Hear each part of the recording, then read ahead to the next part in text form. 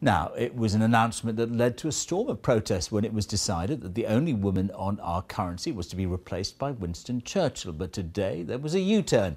It was announced that the author Jane Austen will now grace our £10 notes from 2017. The new governor of the Bank of England made the announcement at Austen's family home in Chawton, Hampshire this afternoon. And our economics editor, Stephanie Flanders, is there for us now. Stephanie.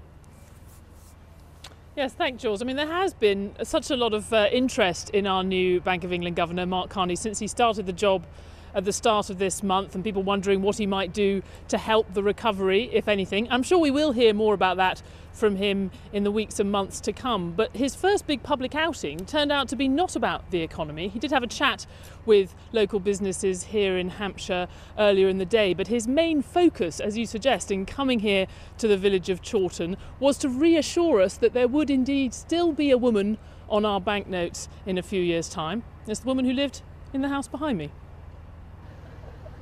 Jane Austen said it was a truth universally acknowledged that a single man in possession of a good fortune must be in want of a wife. The new Bank of England governor doesn't need a wife, but the bank has been in want of a great woman, and here she is.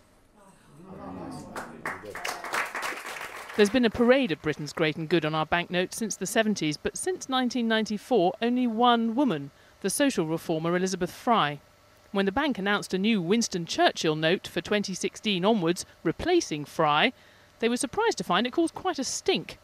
The new Jane Austen £10 note announced today will get a woman back into circulation again, but only from 2017.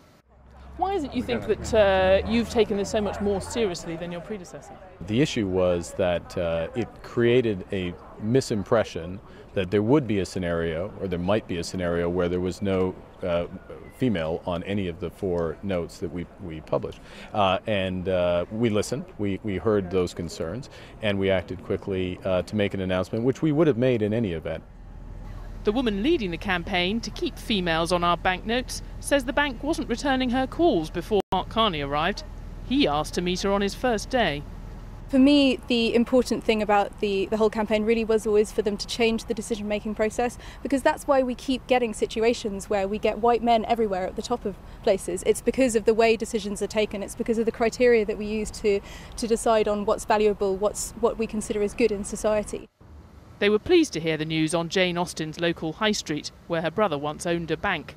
Those that cared at all. In terms of the way I use it, I don't really care who's on the front of the note. It doesn't really make an opinion.